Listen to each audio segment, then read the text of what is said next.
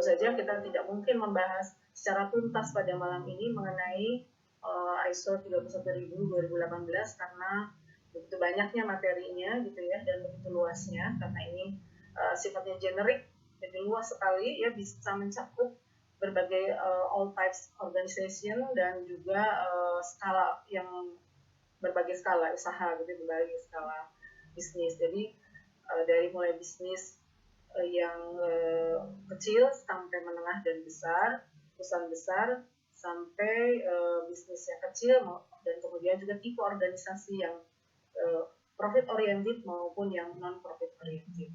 Sehingga pada malam ini saya coba agak cepat ya, mudah-mudahan bisa ditangkap.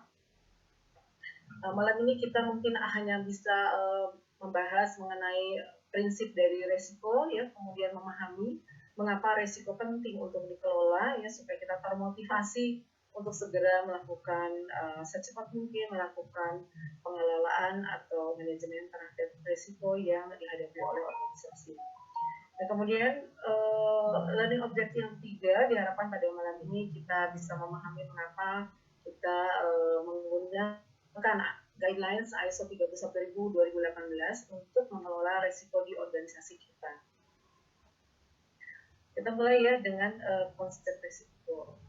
Nah, sebelum memasuki konsep risiko ya, mungkin karena latar belakang dari Ibu Bapak sekalian pada malam ini, hari ini yang jumlahnya katanya lebih dari 3.000 ya, mencapai 3.000 itu tentu saja latar belakang sangat berbeda ya, pemahaman terhadap risk management juga sangat bertingkat dari yang mulai sangat ahli sampai baru mengenal gitu ya. Jadi mau tidak mau saya harus kenalkan dulu ya apa itu ISO.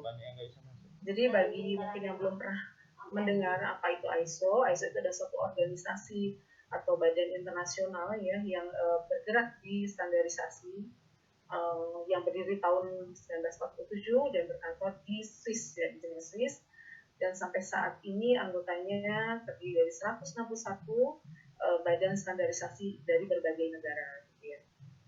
Jadi merupakan perwakilan yang nanti akan bergabung termasuk dari negara dari Indonesia.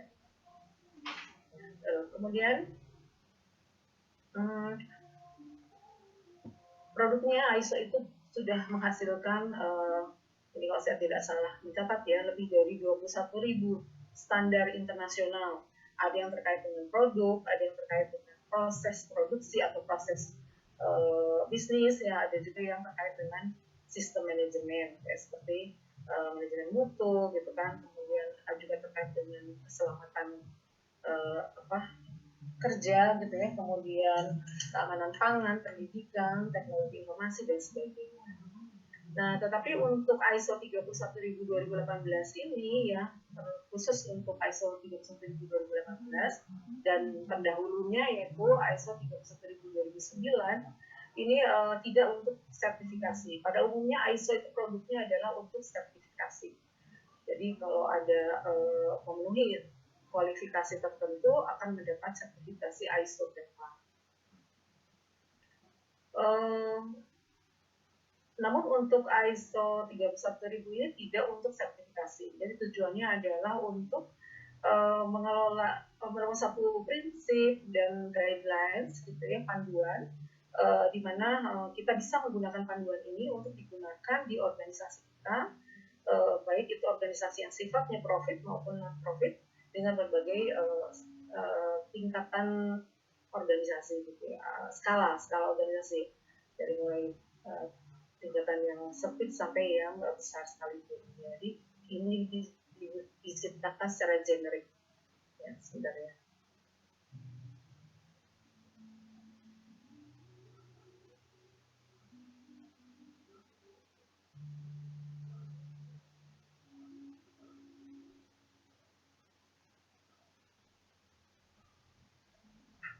Baik ya, mohon maaf tadi ada yang mengontrol alasnya. Jadi seperti tadi saya sampaikan bahwa ISO 31000 dari 2018 ini tidak untuk sertifikasi tapi hanya berupa prinsipal aja atau atau untuk penggunaan apa namanya untuk guideline, membimbing kita atau memberikan arah yang jelas orang keren sehingga kita bisa menggunakannya untuk pengelolaan risiko. Dan kemudian sejarahnya bagaimana sih penerbitan standar manajemen ini?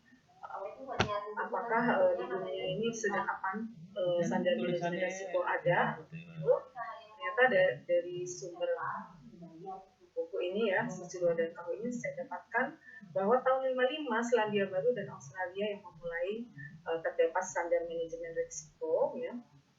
Kemudian diikuti oleh Kanada, kemudian Jepang, Inggris, dan kemudian tahun 2004 ya Amerika COSO ya sebagai satu komite di Amerika Serikat menerbitkan satu standar manajemen risiko ya yang diberi nama Integrated Risk Management Framework. Jadi kerangka kerja manajemen risiko yang terintegrasi ya, tahun 2004. Nah kemudian ISO sendiri menerbitkan standar manajemen risiko itu tahun 2009 ya, dan kemudian direvisi pada tahun 2018 ya, sekarang ini yang terbaru. Sejak penerbitannya baru direvisi pada tahun 2018.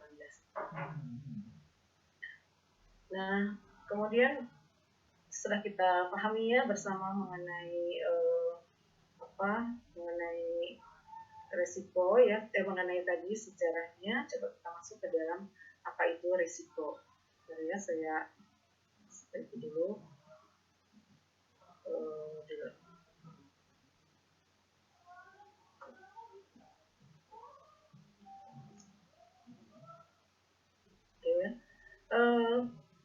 Apa itu risiko ya?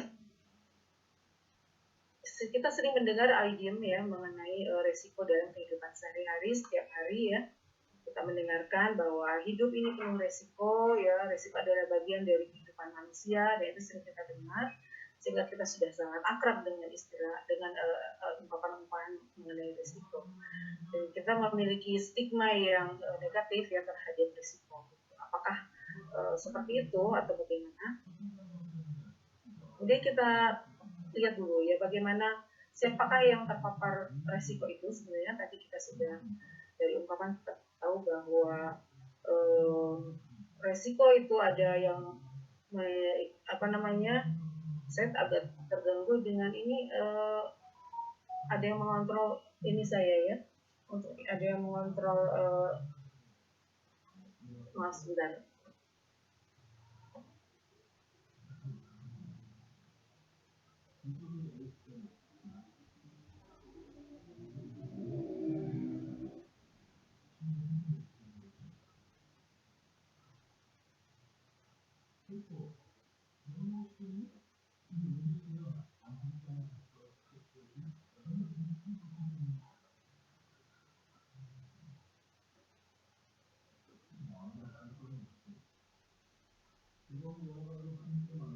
Nah, kita lanjutkan ya. Mohon maaf nih ada yang mengontrol screen saya ya.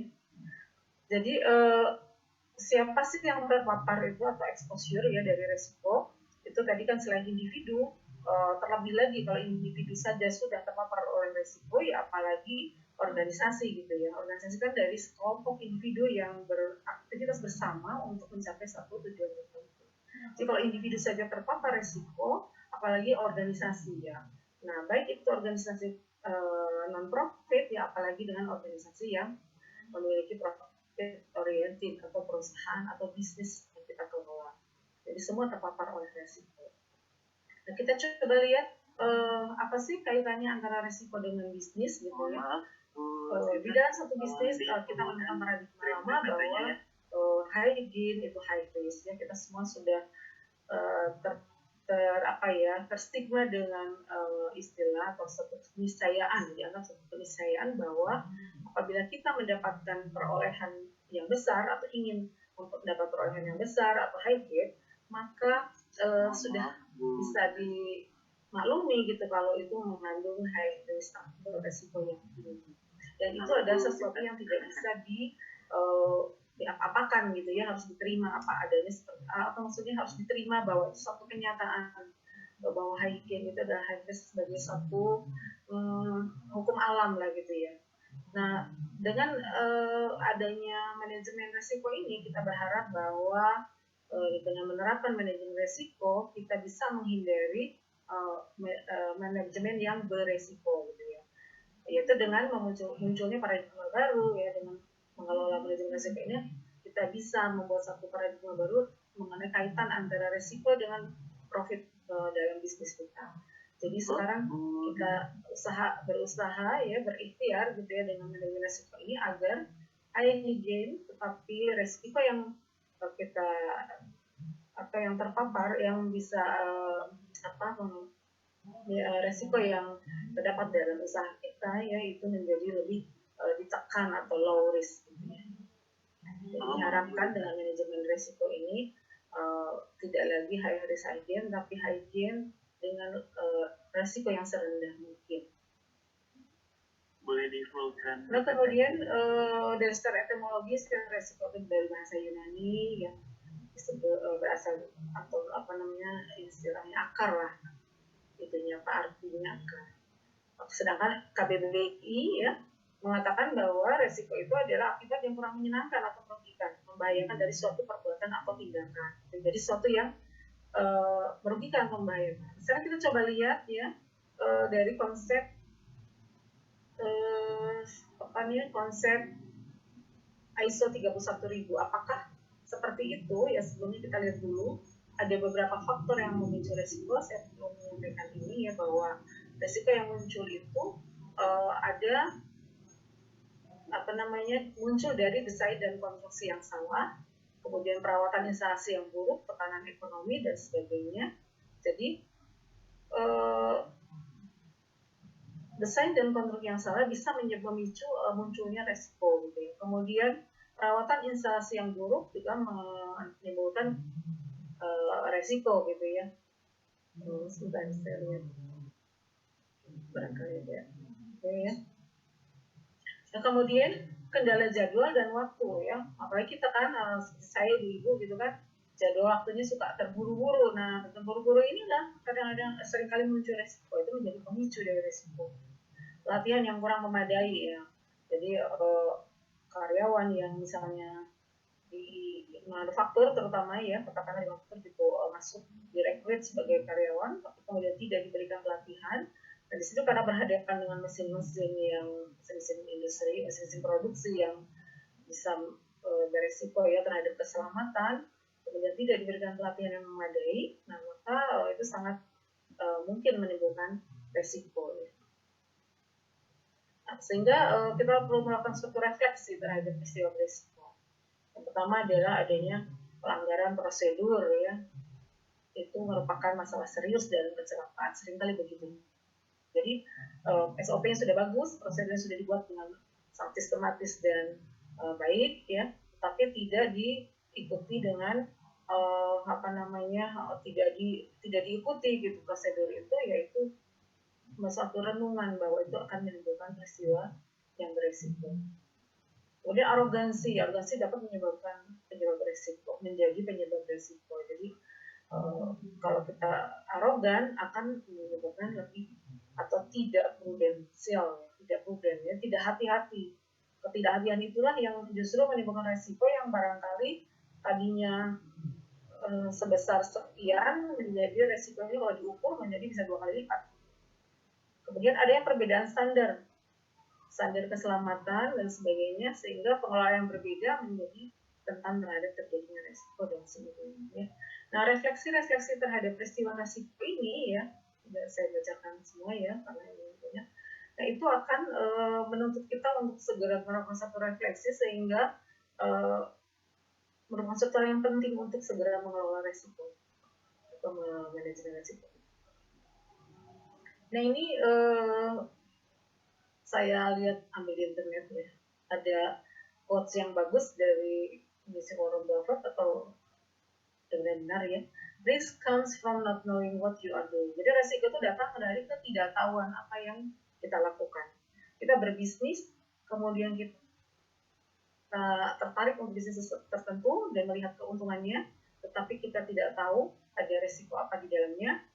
Kita tidak mendalami itu dan tidak mempersiapkan, tidak mempelajarinya, maka risiko akan datang di situ.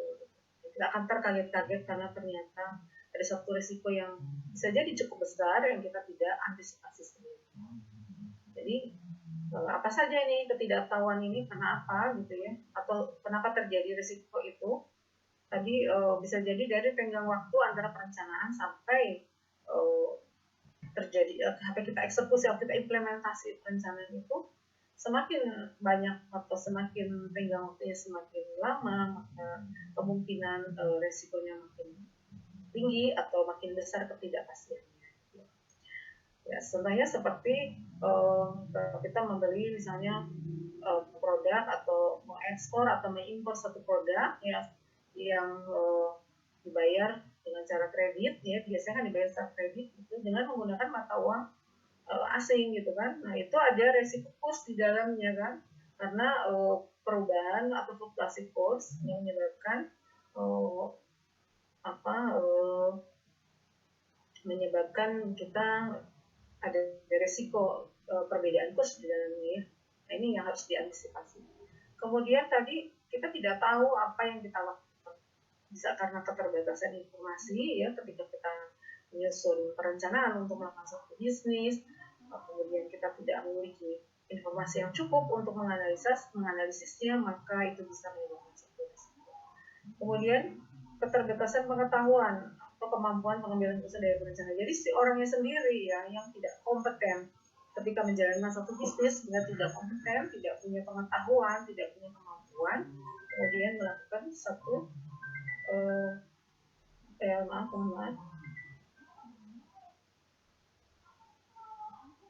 Di full screen. Oh iya, maaf ya. Sebentar ya. Sebentar di full screen.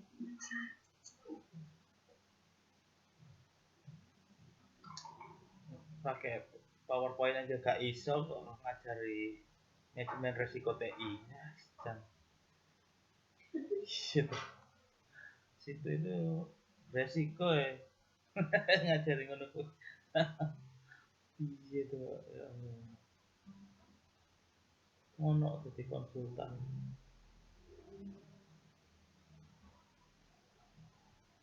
Ganggu asisten barang. Kan ya iso.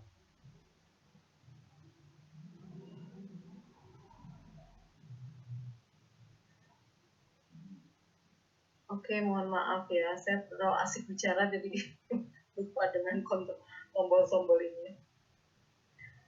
Terima kasih ya Pak Haji. Saya lanjutkan ya teman-teman Bapak Ibu sekalian. Tadi sampai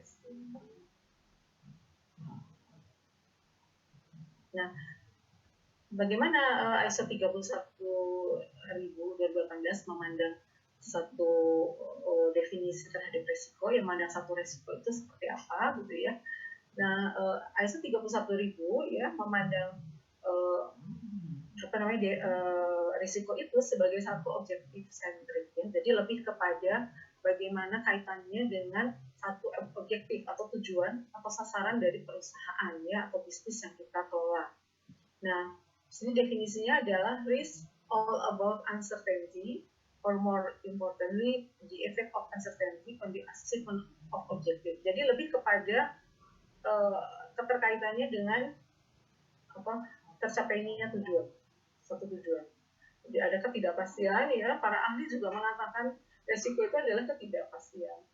Tetapi ditegaskan pada ISO 31000 untuk mengaitkan dengan sasarannya, objektif sentrik. Jadi selalu dikaitkan dengan sasaran, karena nanti dampaknya terhadap sasaran bagaimana. Nah, ini ada uncertainty, ada ketidakpastian, tapi juga ada bagaimana dampaknya terhadap objektif, pencapaian achievement of objectives. Jadi apabila dulu emphasize-nya, jadi penekanannya itu lebih kepada something happening, jadi suatu resiko itu kejadiannya seperti apa tadi itu ya, tapi sekarang lebih kepada efeknya terhadap objektif, efeknya terhadap sasaran atau tujuan ya.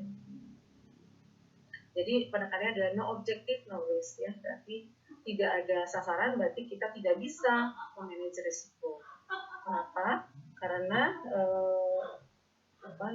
karena sasaran yang akan kita manage atau kita identifikasi, kita kelola nantinya itu adalah sasaran yang terkait dengan objektif. Gitu ya.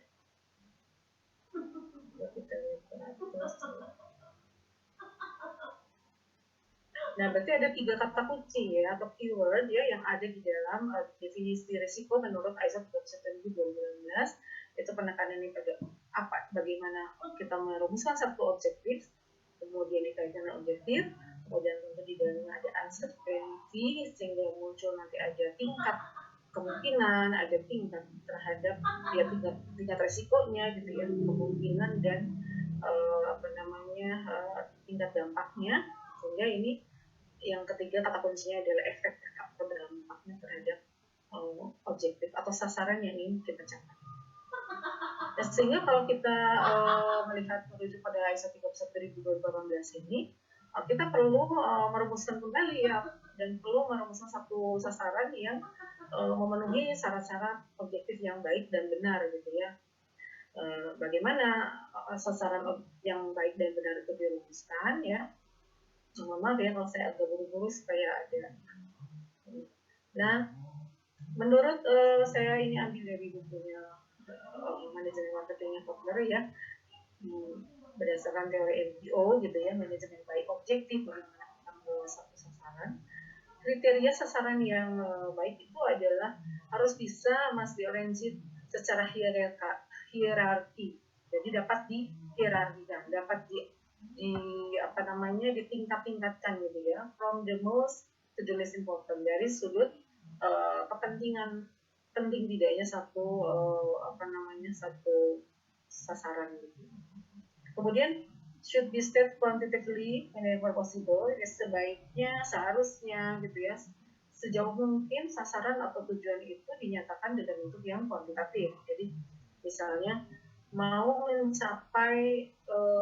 mencapai profitabilitas dalam 2 tahun meningkat sebesar 2 miliar misalnya.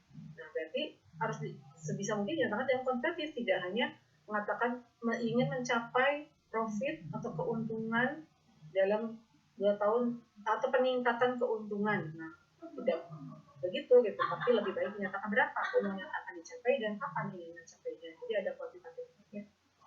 Kemudian be realistis ya, yang realistis gitu ya.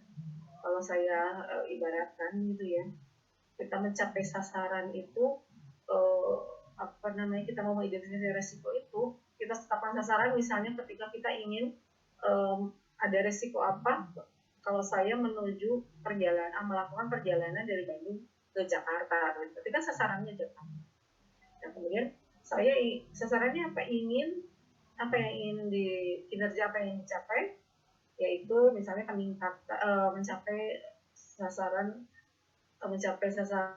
dalam waktu atau dapat sampai ke Jakarta dalam waktu 3 jam gitu. Nah, itu realistis tidak gitu kan?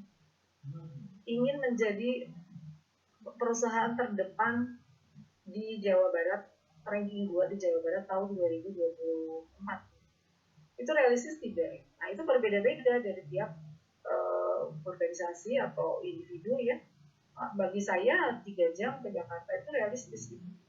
Atau bagi seseorang 1 jam ke Jakarta realistis enggak? Tergantung ya, kalau dia punya pesawat itu realistis ya. Tapi kalau kita tidak punya sumber dayanya, misalnya punya roda 4 ya, berarti tidak realistis. Atau realistis tidak, 1 jam tidak realistis ya. Nah, seperti itu. Kemudian objektif be konsisten. Jadi harus konsisten dalam menetapkan sasaran. Konsisten itu bagaimana? Kalau kita mau misalnya mencapai profit, berarti atau kita mencapai penetrasi pasar dengan meraih market share gitu ya, yang tinggi dalam satu pasar yang diperebutkan, maka kita mungkin tidak konsisten apabila menetapkan profitabilitas pada tahun tersebut. Jadi biasanya profitabilitasnya jadi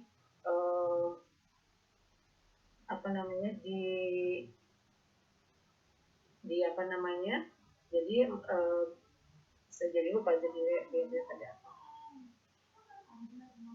Bagaimana tadi ya? Jadi tidak realistis, objektif harus konsisten. Jadi antara profitabilitas dengan tujuan jangka pendeknya mungkin market share, meraih market share, mungkin ada ketidakkonsistenan di situ ya. Kalau tujuannya itu bertentangan.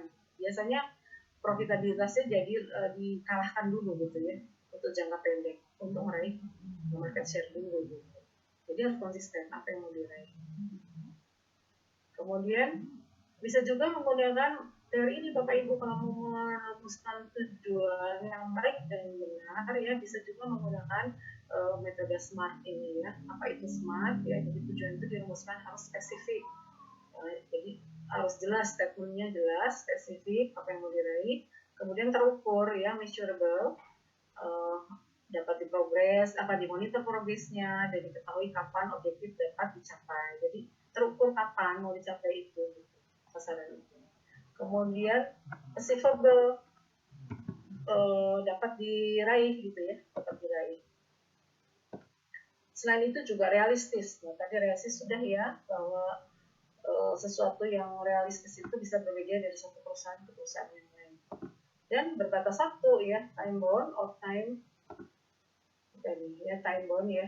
Jadi disetujui batas waktunya oleh semua anggota organisasi kapan mau diraih. Ya, menetapkan sasaran ini bisa sasaran tidak harus selalu profitabilitas, bisa juga sasaran kita pada saat tertentu ya, pada periode tertentu adalah reputasi, misalnya ingin meraih reputasi dulu nih, profitabilitasnya tidak nomor satu, atau kita mau meraih market share dulu ya, profitabilitasnya nanti jangka panjang atau jangka yang, tapi dalam periode tertentu kita tingkatkan market share, atau return on investment ya, imbal hasilnya dalam investasi itu dulu yang penting ya, tidak ini bisa jadi atau langsung profitabilitas ya, jadi bisa macam-macam. Nah, kalau kita melihat hierarki tujuan Stamos Company ini ya, ini adalah salah satu contoh bagaimana satu satu tujuan itu bisa dihierarkikan ya. Ada tujuan jangka panjang misalnya secara di tingkat strategis atau corporate ya, perusahaan ingin melipat gandakan pendapatan perusahaan dalam 2 tahun misalnya, saat ini mencapai $2 juta, berarti 2 tahun dilipat gandakan berarti 4 juta dolar gitu kan. Nah, dari tingkat strategi atau top manajemen gitu ya, sudah diputuskan satu strateginya apa, kemudian pendapatannya mencapai berapa dengan cara measurable dan terukur, maka ini bisa derivatif gitu ya, diturunkan ke masing-masing divisi. Sasaran ini diturunkan ke masing-masing divisi. Masing-masing divisi ingin untuk sejalan dengan tujuan yang paling besar dan tujuan jangka menengahnya bagaimana gitu kan.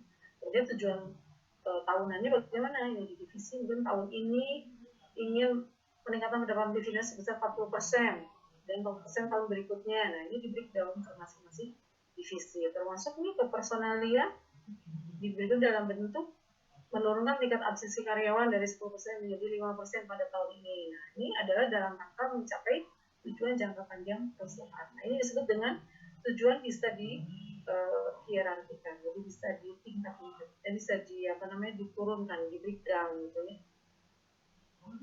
Ini saya ambil ya pesan dari Red Gepit atau Peter Drucker yang hari esok selalu tiba, hari esok tidak pernah sama, ya bahkan perusahaan yang paling hebat sekalipun akan berada dalam masalah jika tidak bersiap-siap untuk masa depan. Ini berarti menghadapi resiko itu tidak hanya perusahaan kecil ya, perusahaan besar dengan modal yang kuat pun bisa tidak terbeli, artinya bisa bisa bangkrut gitu ya. Nah, menurut ISO 31000 ya, risiko itu berbeda dengan masalah ya, ada perbedaannya. Apa perbedaannya? Jadi risiko tidak selalu masalah ya, itu Bapak sekalian, bahwa risiko ini adalah peristiwa atau potensi yang belum terjadi atau bukan potensi ya, potensi berarti belum terjadi. Kemudian berdampak pada sasaran, jadi harus berdampak pada sasaran untuk risiko yang akan kita kelola, yang berdampak pada sasaran yang kita tetapkan gitu. Kemudian risiko itu kalau dia itu positif dampaknya, jadi kan berdampak pada sasaran. Jika berdampak itu positif, itu akan menjadi peluang. Dan jika berdampak negatif, itulah yang menjadi masalah. Jadi masalah itu sudah terjadi kalau risiko itu masih berupa potensi. Potensinya bisa menjadi masalah, bisa juga menjadi peluang. Nah, ini yang dikenal oleh para ahli manajemen risiko ya. Yang istilah dengan istilah risiko sisi atas dan risiko sisi bawah. Gitu ya. Maksudnya adalah jadi kemampuan mengelola risiko atau memanage risiko itu tidak hanya kemampuan untuk mengurangi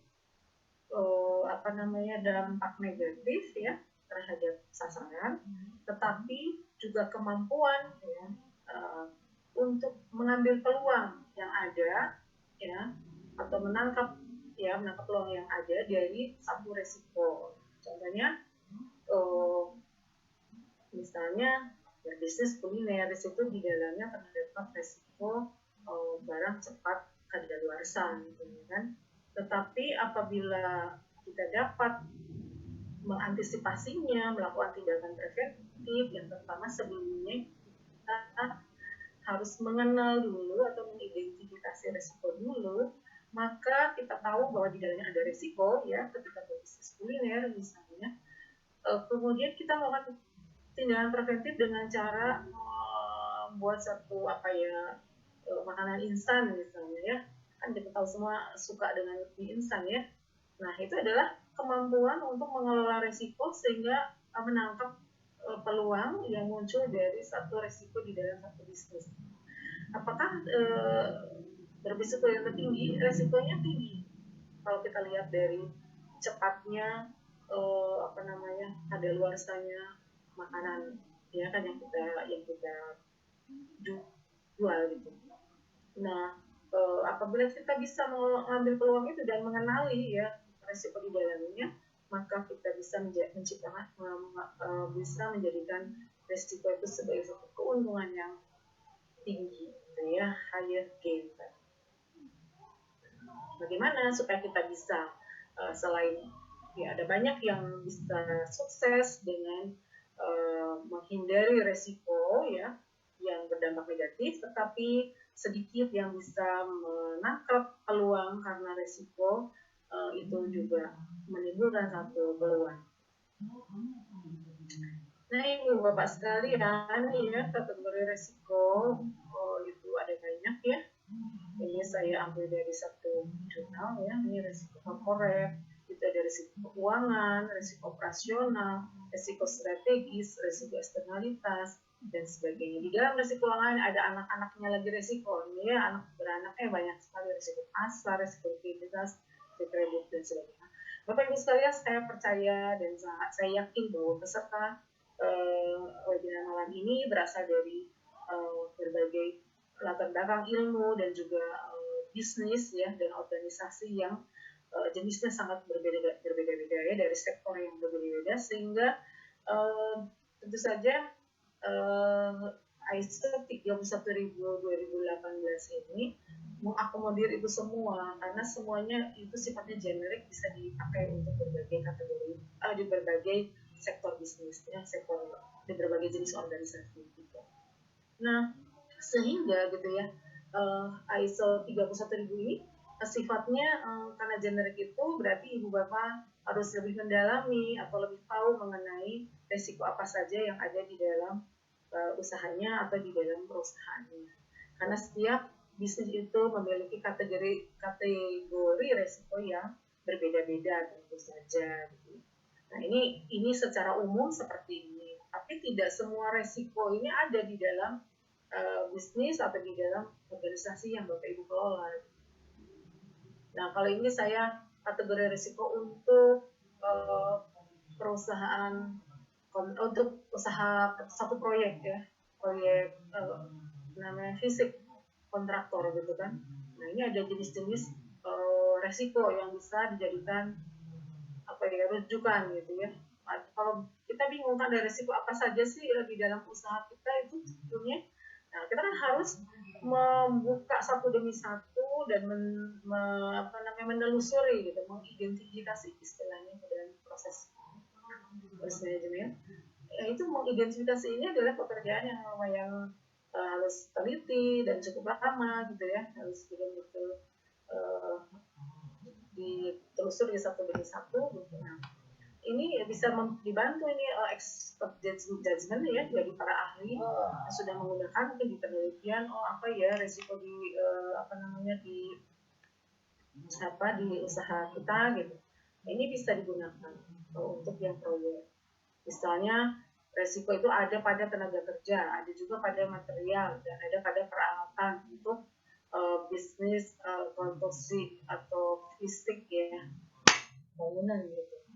Apa saja tenaga kerja resikonya? Tenaga kerja kurang kompeten, perilaku para pekerja tidak sesuai dengan SOP, kecelakaan kerja selama kerjaan berlangsung dan sebagainya. Ini diambil dari ini ada lagi resiko finansial, metode konstruksi, manajemen kontraktor ya, dan seterusnya. Di perbankan apa aja? Ini melalui peraturan OJK yang sudah ditetapkan bahwa resikonya ada kredit, resiko pasar, resiko operasional, resiko legal atau hukum ya yang terkait, kemudian resiko likuiditas. Oke, tadi sudah kita bahas penjelasan resiko ya. Sekarang kita saya ambil ini gambarnya untuk mencoba saya pinjam ya, untuk mencoba memberikan ilustrasi bagaimana kalau resiko itu dibiarkan ya, tadi kategori resiko yang ada pada bisnis itu bagaimana kita kelola gitu.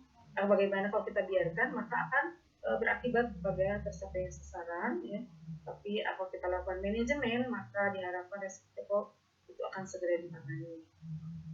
Sebenarnya apa sih manfaatnya dan tujuannya manajemen risiko dilakukan ya? Terus kita ke definisi dulu. Kalau menurut ISO 31015 manajemen risiko itu adalah cara-cara yang digunakan manajemen untuk menangani berbagai permasalahan yang disebabkan oleh adanya risiko atau aktivitas organisasi yang terarah dan terkoordinasi yang berkaitan dengan risiko. Itu menurut sosiolog. Tapi menurut ISO 31000 ini adalah ini ya. Kemudian kenapa sih harus di-manage gitu kan resiko itu tadi? Karena kita berhadapan dengan kondisi yang disebut dengan turbulensinya tinggi gitu ya, sangat turbulen. Seperti halnya kalau kita melihat angin ribut atau topan badai gitu ya. Nah, itu topan badai itu yang disebut dengan turbulensi ya. Jadi arahnya nggak tahu kemana gitu dan sangat cepat dan bisa menghantam gitu siapa saja gitu. Nah, itu keadaan yang menggambarkan keadaan eksternal dan internal yang saat ini kita hadapi ya, yang kadang seringkali diberi istilah VUCA gitu ya. VUCA itu apa? Volatility, uncertainty, complexity, dan ambiguity. Apa itu volatility? Ya berubah dengan cepat ya, volatil itu berarti sangat labil gitu ya, sangat labil. Dan itu terjadi dalam skala besar. Kemudian uncertainty, ketidakpastian yang kita hadapi atau perusahaan hadapi itu sulit diprediksi gitu ya. Seperti apa? Jadi kita juga sulit memprediksi secara akurat gitu karena ketidakpastiannya yang tinggi. Jadi semakin ketidakpastian tinggi maka akuratan juga semakin rendah gitu untuk kita prediksi. Kemudian juga kompleks ya, sangat rumit dan sangat kompleks gitu. Jadi sangat kompleks. Nah, kemudian ambiguity ya, tidak ada kejelasan asal usul sebuah kejadian. Nah, contohnya misalnya sekarang kita menghadapi pandemi COVID-19 ini, itu sebetulnya asalnya dari mana itu dan bagaimana gitu kan, ada beberapa spekulasi yang bermunculan gitu. Nah, itu kepastiannya seperti apa gitu. Betulkah seperti itu misalnya itu adalah satu hal yang terjadi secara alamiah ataukah itu suatu konspirasi gitu ya kan, ada yang beberapa yang mengatakan percaya begitu. Nah, itu adalah satu hal yang ambiguity gitu ya, bisa jadi benar bisa jadi tidak benar gitu ya. Nah, itulah kondisi VUCA ini yang menyebabkan resiko yang dihadapi oleh perusahaan itu makin tinggi gitu. Jadi kita lagi antem-antem berbisnis dengan keuntungan yang bagus gitu ya, tiba-tiba aja ada kondisi-kondisi yang tidak diduga sehingga perusahaan kita terganggu ya, bahkan ada dana yang dihentikan. Keadaan VUCA ini menyebabkan tuntutan untuk memanage resiko itu semakin besar. Ini manfaatnya, Bapak Ibu sekalian ya, dengan manajemen resiko kita bisa mencapai tujuan perusahaan yang lebih cepat, dengan bentuk lebih kecil, keuntungan perusahaan bisa meningkat, kemudian keamanan pekerjaan juga ya. Ini saya ambil dari bukunya. Sebenarnya apakah kalau kita mengelola resiko tidak menggunakan guideline ISO 31000-2018 itu bisa atau tidak gitu ya? Sebenarnya bisa saja gitu. Tetapi alangkah baiknya menggunakan apalagi semakin besar perusahaan ini menggunakan ISO 31000-2018. Kalau yang sederhana kita bisa setting tujuan kita ya, kemudian lakukan identifikasi resiko ya, resiko itu ada di mana aja sih bersarangnya dalam bisnis saya. Kemudian dianalisis resiko itu memang seberapa bawah sih resiko itu, kemudian dampaknya nanti sebesar apa terhadap sasaran kita. Tadi kan sudah setting objektifnya ya secara benar kalau dari SMART tadi. Kemudian kita evaluasi ya resiko-resiko yang sudah ada tadi mau diapakan ini, kan apakah perlu kita hadapi, hindari, atau kita danai atau kita transfer gitu ya. Nah kemudian kalau sudah kita mau pilih-pilih resiko mana yang mau di treatment ya, di apa namanya tingkatannya kita tahu semuanya, dampaknya bagaimana, risk levelnya bagaimana, maka kita bisa melakukan satu rencana untuk memberikan treatment terhadap resiko. Dan selanjutnya kita monitor dan kita review ya, kita monitor dan review bagaimana, apakah sudah terkendali atau tidak, risikonya sudah turun apa tidak tingkatnya dengan dilakukan risk treatment ya. Nah, kalau misalnya masih belum, apa yang perlu kita lakukan? Apakah kita perlu lagi menggunakan treatment yang lain gitu kan, supaya risk levelnya itu menurun, tidak tadinya tinggi menjadi lebih rendah. Nah kemudian atau mungkin kita perusahaan atau kita punya bisnis ingin mengeluarkan launching produk baru, atau kita mau menerima satu proyek baru, maka kita lakukan identifikasi ulang gitu kan, mengenai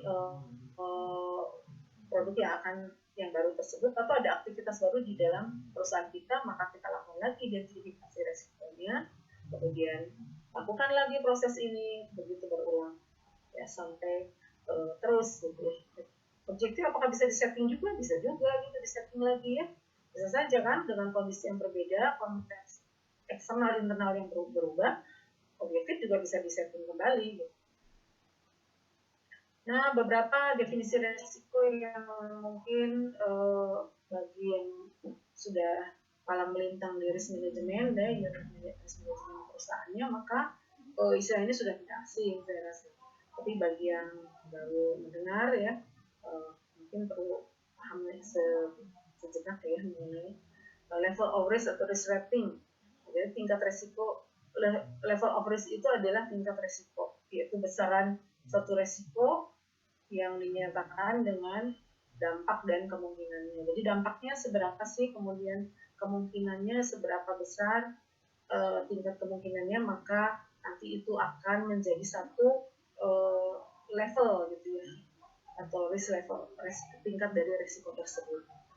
Apa itu risk treatment? Tadi ada disebutkan ini risk treatment. Nah, risk treatment itu apa sih? Treatment itu perlakuan berarti kan? Itu ada satu tindakan, bisa preventif, bisa juga ya tindakan preventif lah ya, untuk mengubah risiko. Kemudian kontrol, tindakan kontrol upaya untuk mengubah risiko. Kita mengenal juga istilah risk tolerance, dan risk velocity, ya, risk persistent, dan risk owner. Jadi di dalam ISO 31000 sering menggunakan istilah pemilik risiko. Pemilik risiko itu ada orang atau entitas yang memiliki wewenang dan akuntabilitas untuk mengelola risiko. Jadi di perusahaan itu ada siapa risk owner-nya gitu ya, yang bertanggung jawab terhadap pengelolaan satu risiko. Bisa itu di unit, bisa di proyek, atau di tingkatan organisasi tertentu. Nah, jadi saya mungkin saya bahas sedikit ya bahwa ISO 31000/2018 ini ya, tadi kan sudah saya sebutkan bahwa generate, jadi berbagai jenis usaha, tipe organisasi, skalanya, dan juga jenisnya ya dan sebagainya itu bisa digunakan, atau juga lingkupnya nanti bisa saja, misalnya saya dalam usaha saya hanya ingin proyek ini aja yang dilakukan manajemen risiko, atau di produk ini saja gitu, itu bisa gitu ya, tergantung lingkup yang diinginkan.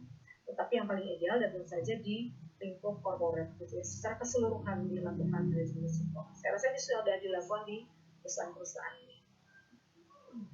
Dan tadi mengapa ISO 31000/2018? Ya, tadi karena sifatnya generik, kemudian juga mudah untuk memudahkan pencapaian tujuan, dan juga mudah untuk diterapkan gitu ya, dan juga terintegrasi serta berkesinambungan. Itu kelebihannya dari ISO 31000/2018 ya. Tujuan dari manajemen risiko ISO 31000/2018 ini adalah menciptakan dan melindungi nilai ya, melalui apa? Peningkatan kinerja, mendorong inovasi, dan mendukung pencapaian sasaran. Nah, ISO 31000 ini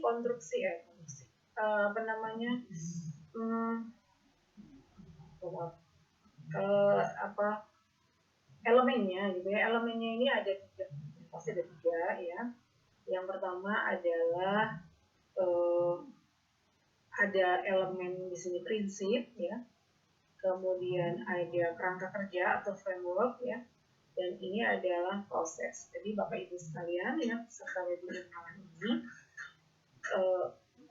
ada tiga hal yang harus kita pahami di dalam menggunakan ISO 31000/2018 ini sebagai guidelines, bahwa kita harus memahami mengenai prinsip yang harus diterapkan ya di dalam pengelolaan risiko, kemudian kerangka kerjanya dan prosesnya, ketiga itu.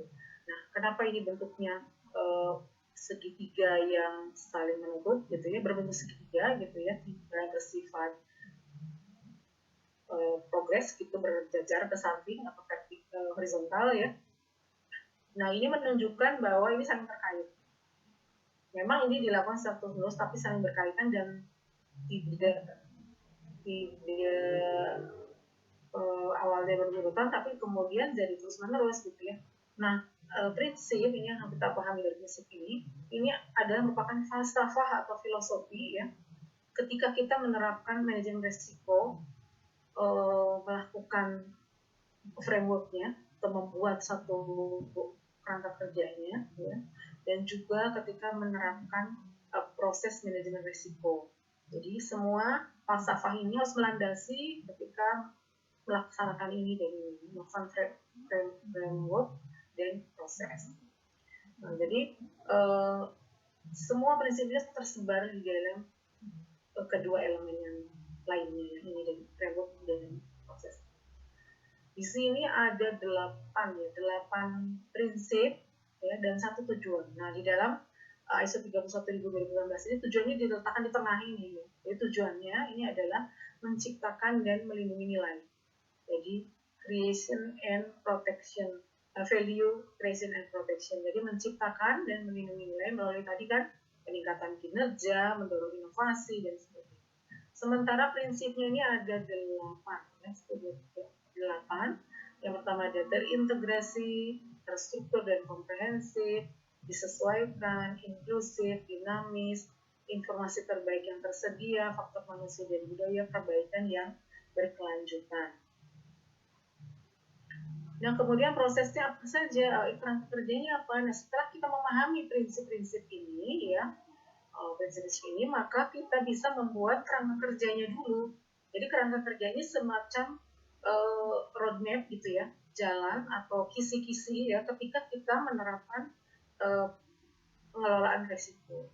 Inti dari risk management ini adalah terdapat pada prosesnya ini sebetulnya ya.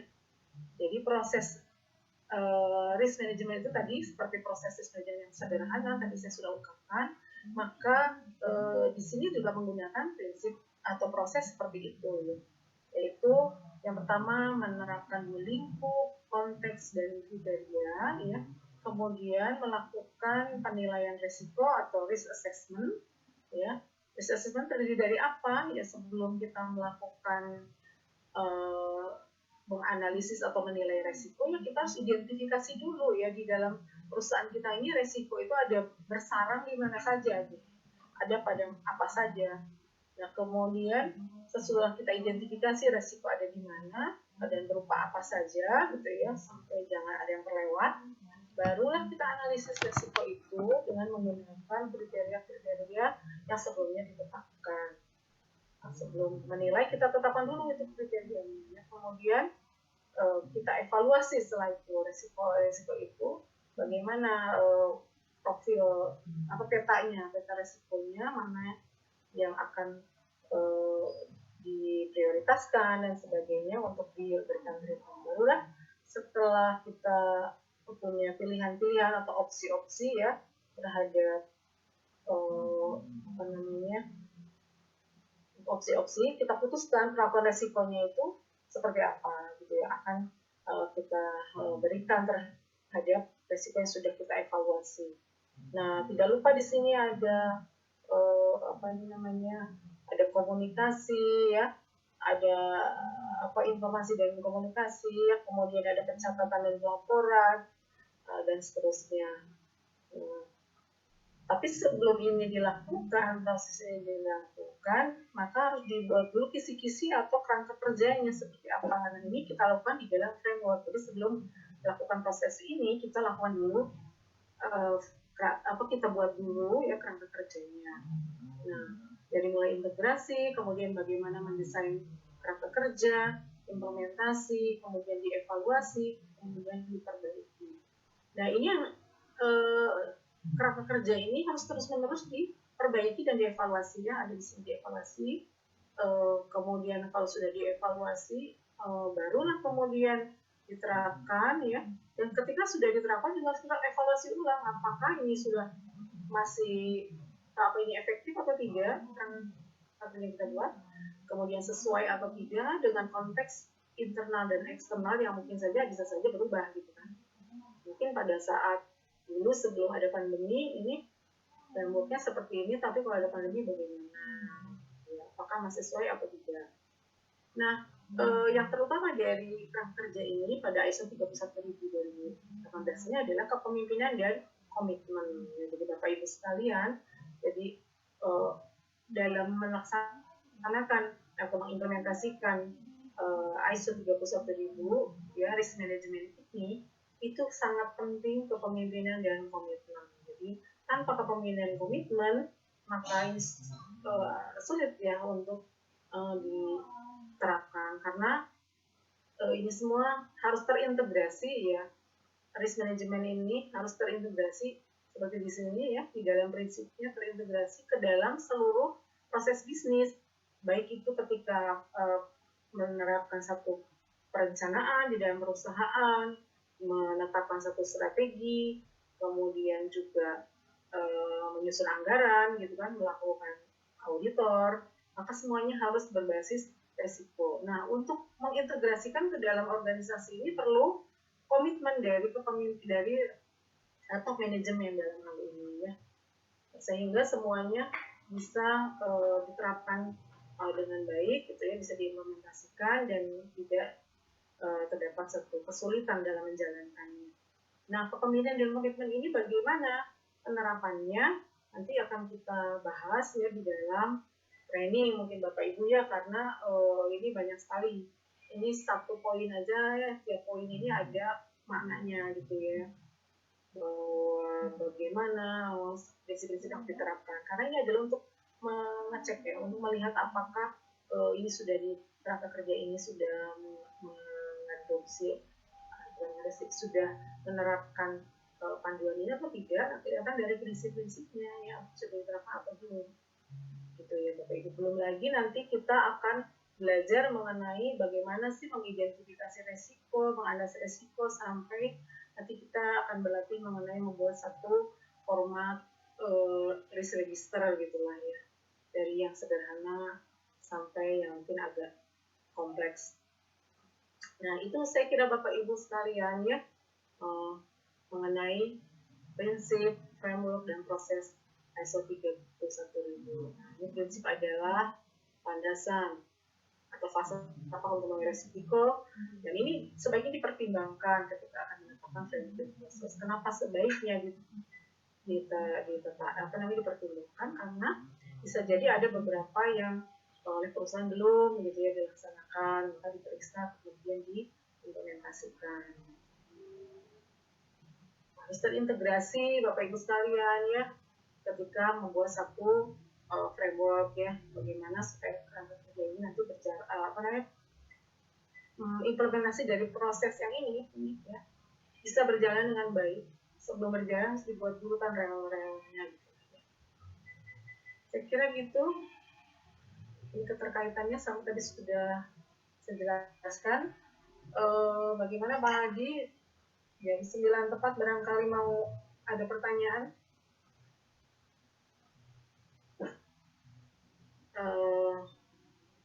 Pak Hadi masih monitor kah?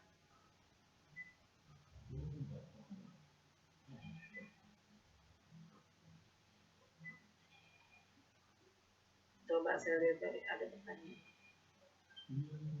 Aduh, banyak yang mau bertanya, Pak Hadi. Silakan. Halo, Bu. Buat di chat ya. Sambil menunggu sambil menunggu Pak Hadi ya kembali connect ya. Silakan di kolom chat aja, barangkali chat room, barangkali yang mau tanya. Yang mau tanya silakan, saya tunggu di chat.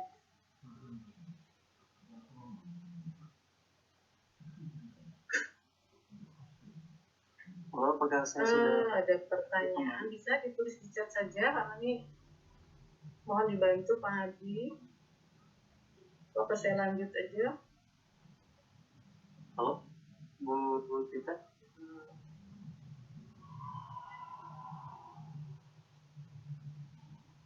Oke, ini saya bacakan ya pertanyaan ini.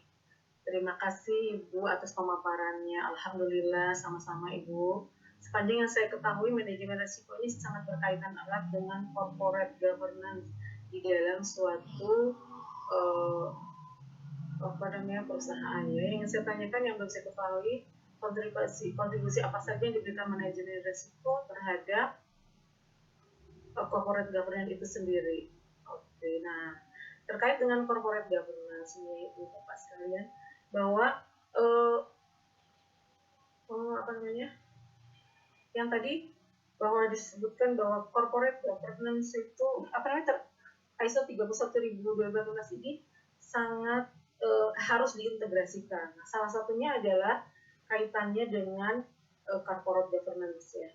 Jadi pengelolaan tata kelola diintegrasikan dalam tata kelola perusahaan, kemudian juga diintegrasikan juga terhadap kepatuhan ya, kepatuhan compliance. Jadi kalau di dalam contoh ya RSN itu melihat ada irisannya ya. Jadi himpunan irisan gitu ya, kalau kita buat 3 lingkaran antara corporate governance ya, kemudian risk management, dan satu lagi adalah saya nggak ada gambarnya ini. Ada nggak itu?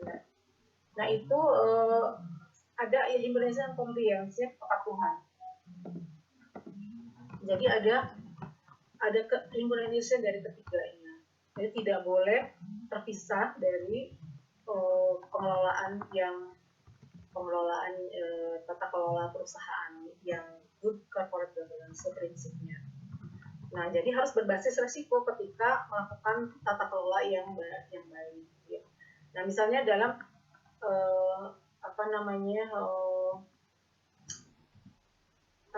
alokasi sumber daya ya, di mana ditetapkan wewenang dan tanggung jawabnya gitu ya di dalam tata kelola itu, di dalam struktur organisasinya juga harus ada di situ juga di dalam struktur organisasi ada resiko di dalamnya gitu ya, ada unsur resiko di dalamnya. Kalau saya lihat kan struktur organisasi ya. Ini adalah tata kelola yang berdasarkan, ini saya tidak mungkin, kayaknya banyak nih. Ini untuk latihan sebenarnya materi ini, untuk training. Ini saya nggak ketemu gambarnya. Jadi di dalam tata kelola yang baik itu, alokasi sumber daya ya, itu ada di dalam melekat di dalam struktur organisasi ini, sehingga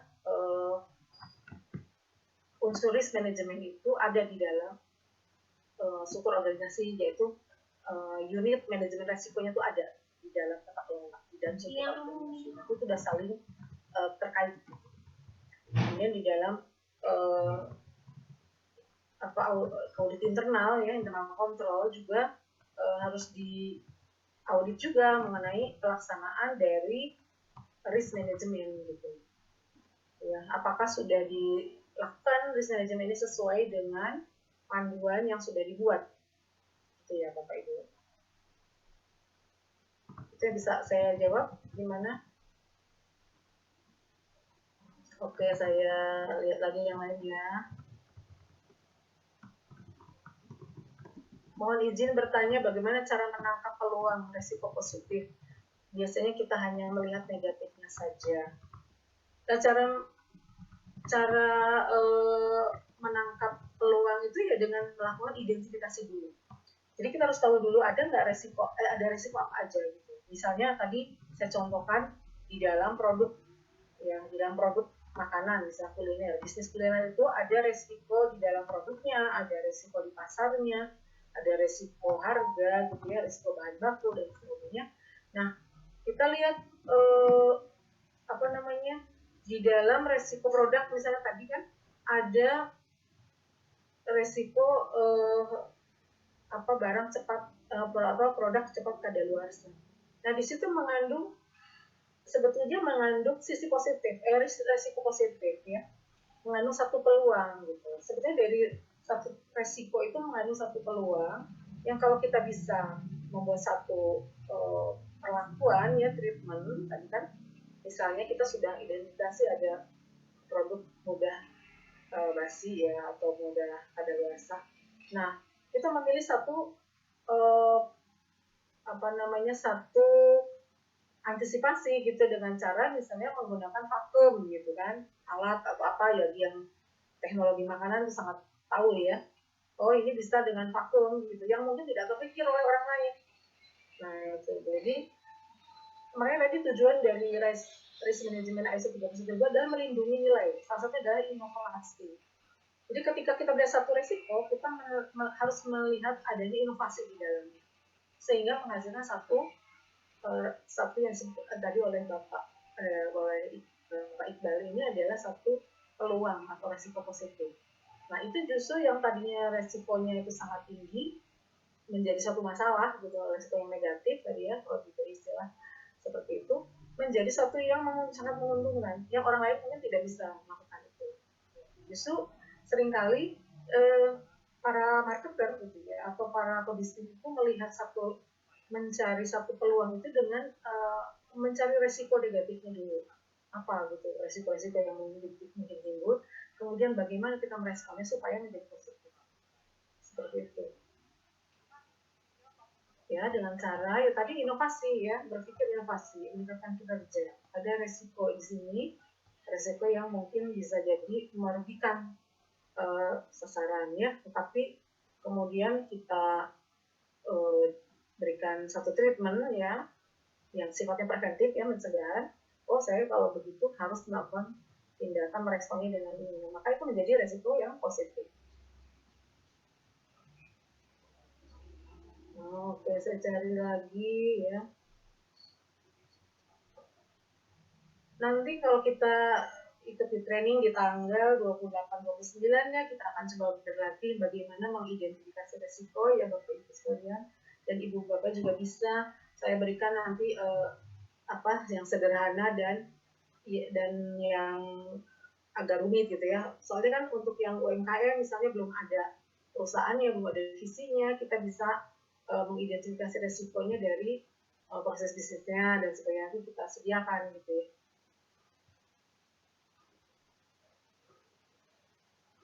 Oke, saya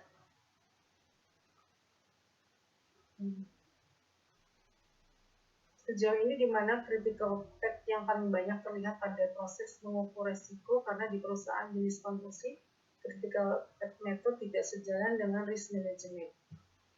Wah, ini harus bicaranya itu ya, tidak bisa di-unmute ya. Yang mana yang maksud jawabannya? Jadi kalau metode itu jangan kita boleh menggunakan berbagai metode gitu. Kalau dirasa tidak cocok, tidak sejalan, tidak cocok, maka metode maksudnya ini metode penelusuran resiko atau metode identifikasi resiko. Nah itu bisa dibuat metode yang lain gitu Pak. Jadi metode itu tidak satu saja ya, nanti di ISO 31010 itu ada beberapa teknik untuk melakukan baik itu assessment ya terhadap resiko, penilaian resiko dengan berbagai metode. Dan itu bisa menggunakan berbagai metode untuk satu kali pengukuran, gitu. Tidak harus satu metode, gitu. Supaya dikombinasikan supaya lebih lebih akurat gitu ya, lebih mendekati.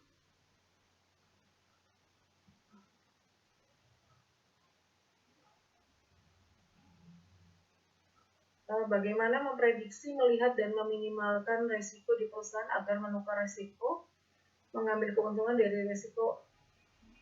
Memprediksi, melihat, dan meminimalkan agar menukar resiko, mengambil keuntungan dari resiko yang akan dan telah datang. Oh iya, ya ini dengan menerapkan proses manajemen resiko Pak. Jadi caranya memprediksi, melihat, dan meminimalisir resiko ini mungkin ini harus dijelaskan di training. Itu deh Pak, akan trainingnya tanggal 28-29.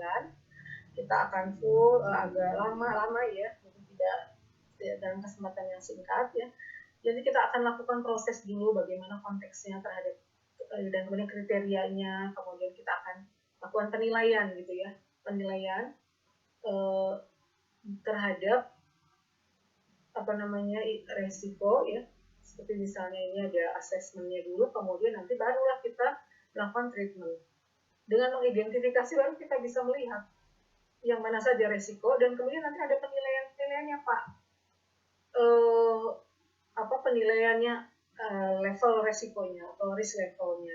Jadi ada tingkat, setelah kita identifikasi nanti kita tahu bahwa resiko ini berapa, kita ukur tingkat kemungkinan terjadinya, kemudian tingkat dampaknya, kemudian dari keduanya nanti akan muncul tingkat resiko itu sebetulnya seberapa gawat, atau severity-nya ya, seberapa gawat gitu terhadap dampaknya terhadap sasaran tadi kita.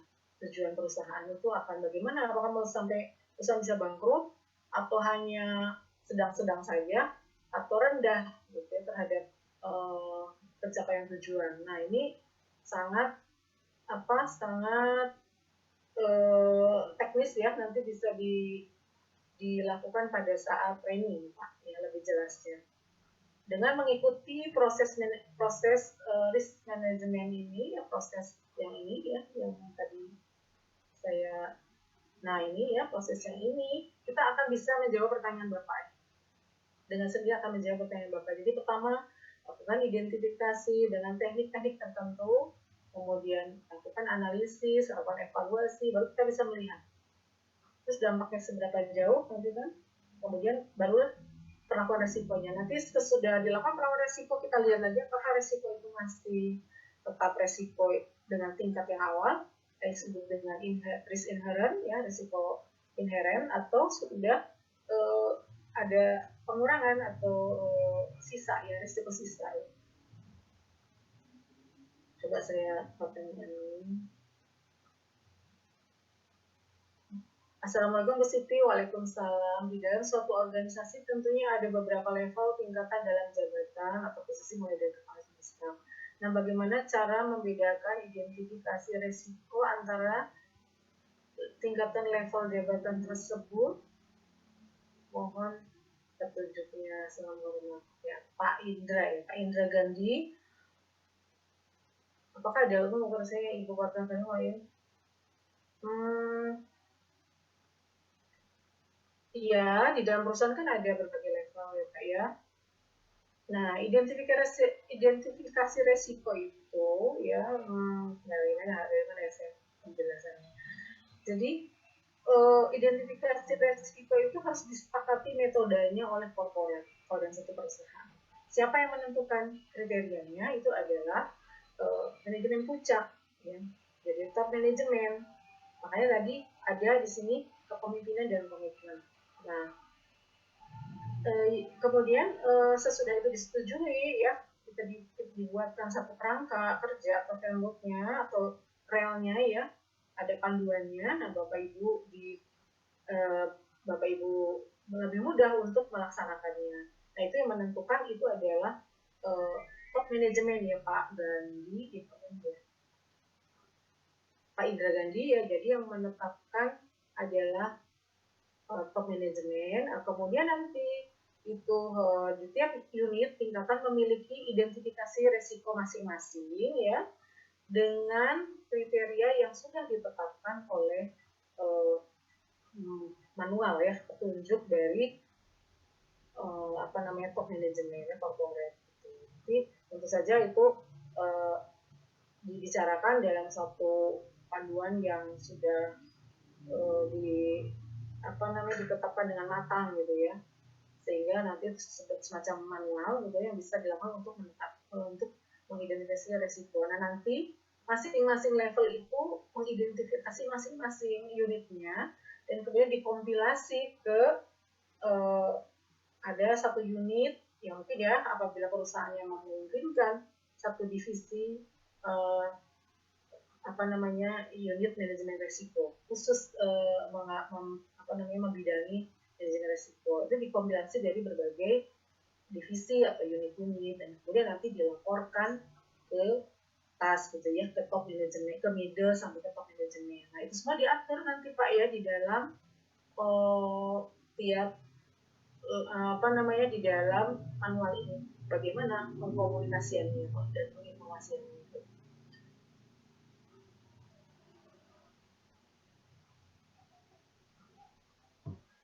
Ya, nah jadi tadi ada alat ukurnya ya, itu alat ukurnya sangat banyak Pak, nanti itu pun harus perlu pelatihan sendiri ya Pak untuk mengukurnya, tetapi untuk malam ini mungkin tidak bisa saya gunakan alat ukurnya. Tadi ada BTA gitu ya, bautai analisis, ada analisis kupu-kupu, ada banyak sekali. Nah, itu disepakati metodologinya mau yang mana gitu oleh perusahaan, karena ada sangat banyak ya. Saya bertanya apa yang membedakan risk management versi ISO dan COSO. Kalau saya lihat sih hampir sama ya, pada prinsipnya hampir sama, COSO dan antara COSO dengan itu hampir sama ya kalau saya lihat, tetapi guideline saja, urut-urutannya saja yang berbeda ya. Urut-urutannya berbeda, tapi kebanyakan sekarang karena lebih terintegrasi ya, lebih mudah itu dengan ISO 31000/2018.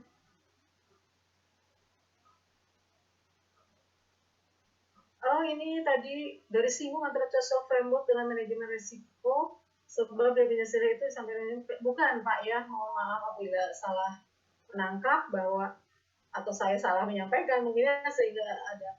Jadi itu tadi hanya sejarah bagaimana standarisasi manajemen risiko itu dari tahun ke tahun itu muncul gitu ya.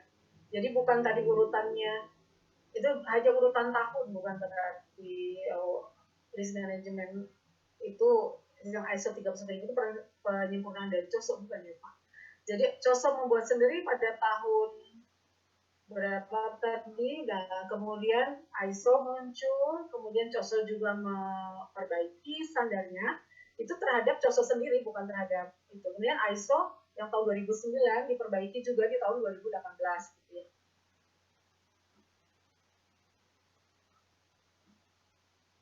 mohon sharing bagaimana pengalaman Ibu cara meminimalkan resiko dalam suatu corporate business. Ya, ini akan terjawab sendiri Bu dengan melakukan ya dengan melakukan proses manajemen resiko ini dengan menerapkan ISO 31000/2016, kita akan minimalkan resiko atau bahkan kita akan menjadikan resiko yang tadinya berdampak negatif ini menjadi satu peluang, satu kesempatan, ya, itu yang disebut dengan resiko sisi atas sisi bawah tadi. Jadi ikuti saja guideline dari ISO 31000 ini, maka dengan otomatis nanti kita akan dituntun kan tadi guidelines ya, berarti itu panduan supaya resiko yang tadinya high risk itu menjadi low risk gitu. Atau bisa jadi kita tidak akan mengambil resiko itu. Bisa saja Ibu Bapak sekalian ya, jadi tidak selalu harus resiko itu diterima. Ketika kita identifikasi resiko, kemudian ada resiko yang kita anggap perusahaan itu tidak mampu menerimanya, ya apakah kita harus mengambil resiko itu? Tidak. Gitu. Jadi justru gunanya kita mengidentifikasi resiko, mengelola resiko ini adalah awalnya dengan mengidentifikasi dulu. Setelah diidentifikasi, kemudian kita nilai, kita analisis, kita evaluasi, oh risiko ini tingkatnya tinggi sekali. Nah ini akan berpulang kepada corporate atau kepada para pemilik bisnis. Apakah kita akan ambil risiko itu atau kita tangani atau kita sharing ya dengan pihak lain gitu ya, misalnya dengan asuransi atau dengan cara outsourcing atau bagaimana, ataukah kita tidak akan ambil gitu. Ya, ada salah satu opsi ya bahwa setelah kita tahu bahwa di dalam bisnis kita terdapat resiko ya, kemudian kita menganggap bahwa ini perusahaan tidak akan mampu menanggungnya.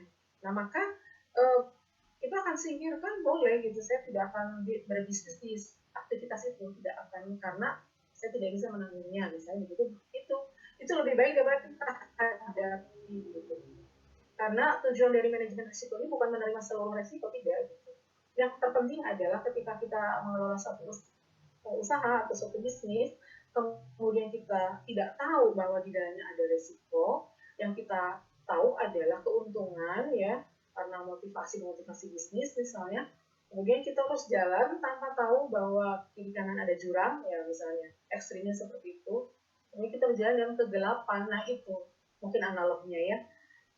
Tapi kalau kita sudah tahu dan kita berani menanggungnya, nah silakan gitu. Jadi jangan sampai kita terkaget-kaget loh, ternyata bisnis ini bukan hanya menguntungkan tapi ada risiko besar di dalamnya dan saya tidak sanggup menanggungnya. Nah itu jangan sampai terjadi seperti itu tujuannya dari risk management ini. Oke, pertanyaannya lainnya, bagaimana cara menempatkan objek regulasi dari pemerintah yang selalu berubah-ubah ke dalam manajemen risiko sesuai standar ISO ini? Oh iya, jadi di dalam identifikasi risiko nanti akan kita masukkan risiko legal salah satunya. Itu berarti dari pemerintah gitu ya, dari regulasi, dari hukum-hukum yang terkait. Nah itu apakah dampaknya kepada sasaran yang kita tetapkan ini sejauh mana? Nah itu baru kita lakukan mitigasi di situ. Jadi bukan kita biarkan dan kemudian kita keluhkan gitu ya, mohon maaf ya, kita mengeluh, tapi yang harus kita lakukan adalah risk treatment tadi, melakukan treatment atau melakukan perlakuan apa yang dilakukan sebelum risiko itu terjadi. Jadi lebih ke preventif. Setelah dilakukan identifikasi risiko terhadap usulan atau proposal, apakah sudah menjadi keputusan layak tidaknya penjelasan walaupun memiliki risiko? Jadi begini ya, kalau ada satu proyek atau usulan ya, sudah layak nih, menjadi sebuah layak tidaknya usulan proposal. Nah di dalam kalau studi kelayakan itu mungkin harus dianalisis juga resikonya gitu. Nah apakah ini harus dilaksanakan walaupun memiliki resiko? Ya tadi kan tidak ada yang tidak mengandung resiko ya. Semua dalam kehidupan kita ini ada resikonya. Ya. Kita berjalan dan kita diam, kita keluar ada banyak resiko di jalannya, ada kendaraan, ada kecelakaan dan sebagainya. Kita duduk juga ada resiko ya, misalnya sakit punggung, sakit sakit badan karena duduk terus gitu ya.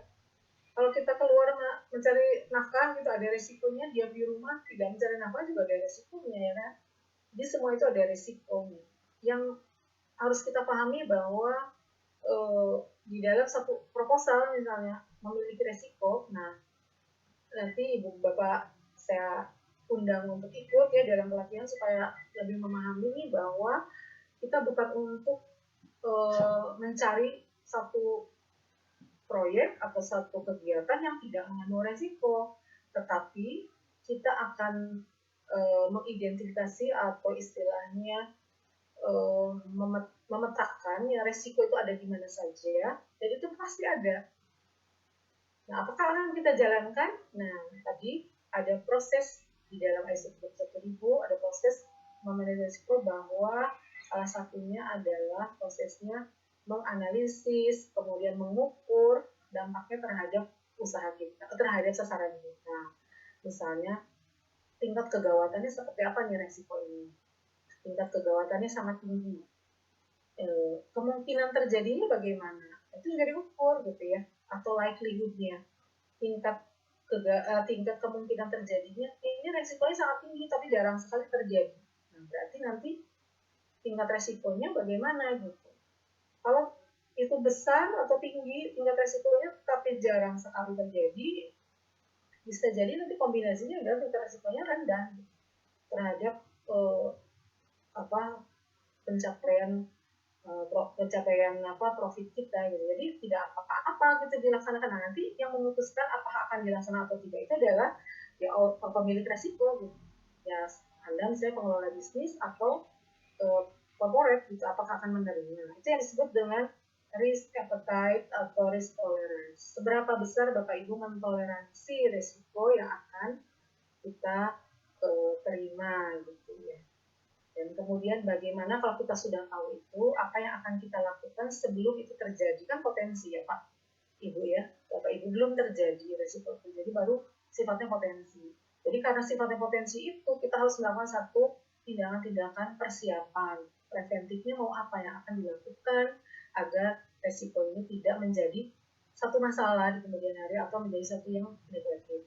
Sehingga dengan tahu resiko itu, kita bisa tadi melakukan tindakan yang akhirnya mendatangkan satu keuntungan besar gitu ya. Nah, jadi ikuti saja gitu ya ISO 31000 sampai nanti prosesnya dari tiga elemen tadi, ada proses, perangkat kerja, dan prinsip, perangkat kerja dan proses, maka kita akan tergambar. Nanti saya rasa kalau Ibu Bapak ikut training dari tanggal 28 dan 9 Agustus, insya Allah akan dengan mudah gitu ya memahami ini semua. Saya kira sudah setengah jam Bapak Hadi, apakah masih hadir? Oke, wait ya. Jadi bukan kita mengatakan, oh saya tidak akan mengambil bisnis ini karena ini ada resikonya, ya. Kan begitu ya. Jadi mengelola resiko itu pasti ada. Bagaimana kita mengelolanya, yang tadinya kita tidak tahu menjadi tahu bahwa ini ada resiko, sehingga jangan sampai kita berbisnis tanpa mengetahui bahwa di dalamnya ada resiko. Silakan Pak Hadi, kayaknya udah habis pertanyaan. Ya, apakah suara saya terdengar, Bu? Halo? Apakah suara saya sudah terdengar, Bu Dita? Pak Hadi tidak jelas, tidak kedengaran suaranya sama saya. Pak Hadi masih di unmute. Di mute. Halo, Bu Dita?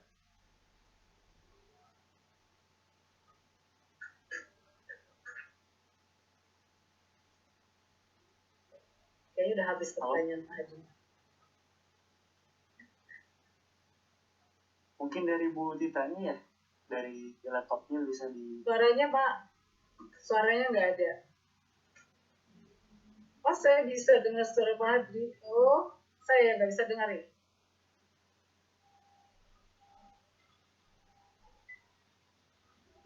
Mungkin dari perangkat Ibu dibesarkan. Oh ya, sudah ya. Sudah Sudah, Bu? Ya ini Oke. mikrofon saya. Baik. Oke. Maaf. Siap. Oke, terima kasih Bu Tita dan teman-teman semuanya. Mohon maaf sekali tidak bisa menjawab pertanyaannya satu persatu atau semuanya ya. Namun kami mengundang kepada Bapak Ibu, nanti akan ada next ya, akan ada pelatihan risk management khusus. Nah, nanti teman-teman bisa ikut di situ dan bisa diskusi bareng, ngobrol bareng di situ ya bersama Bu Tita gitu. Untuk informasinya nanti secara lengkapnya akan diinfokan ke grup webinaris manajemen ke semua grup ya, karena ada sekitar 10 atau 11 grup, luar biasa sekali. Total ada 2.500-an lebih lah ya. Dan tadi di awal mohon maaf sekali ada kendala sedikit ya teman-teman, mohon dimaklum dan dimaafkan teman-teman, dan terima kasih untuk malam hari ini. Semoga ilmu yang beliau sampaikan bisa bermanfaat untuk kita semua ini teman-teman ya, terutama bisa dipraktekkan deh di perusahaan atau korporat instansi teman-teman semuanya atau di kehidupan sehari-hari. Baik, itu saja. Ada closing dari Bu Tita?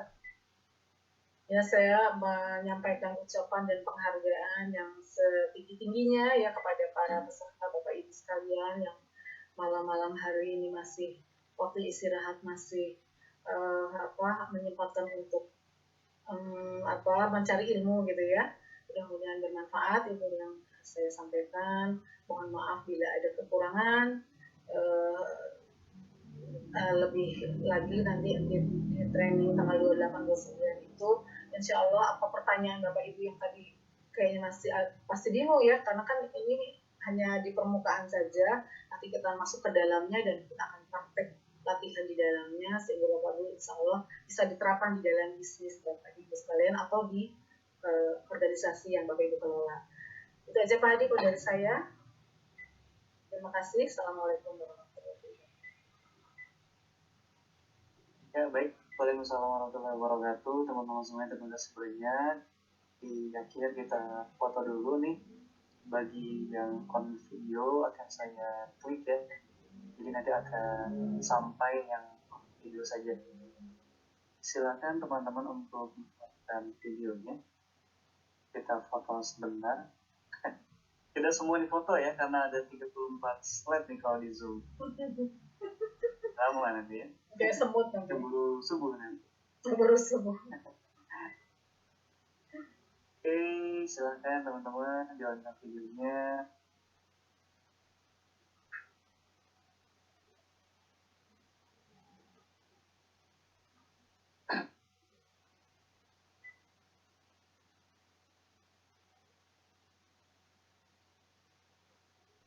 Oke,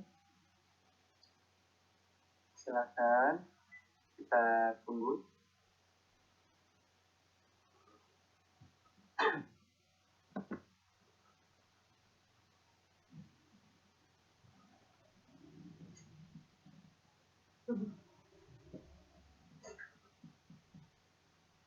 Oke, sebentar.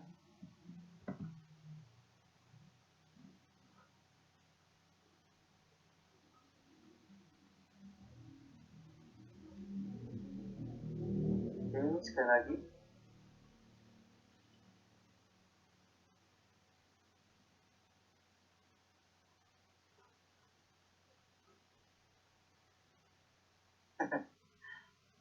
Luar biasa. Mohon maaf nih di Zoom saya masih lama nih untuk muncul layar teman-teman di Zoom saya. Mungkin load ya karena banyaknya peserta. Terima kasih untuk hari ini, pokoknya terima kasih banyak. Luar biasa. Semoga sukses selalu ya teman-teman semuanya. Saya tutup. Assalamualaikum warahmatullahi wabarakatuh. Sampai ketemu di kesempatan selanjutnya. Terima kasih Bapak Ibu sekalian.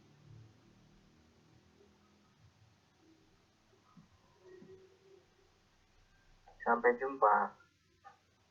Ya. Terima kasih. Terima kasih. Memori jelek Ibu. Semuanya pemaparannya. Terima kasih Siti. Malam.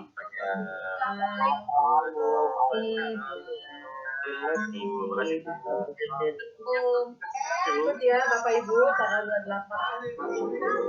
Aku ya.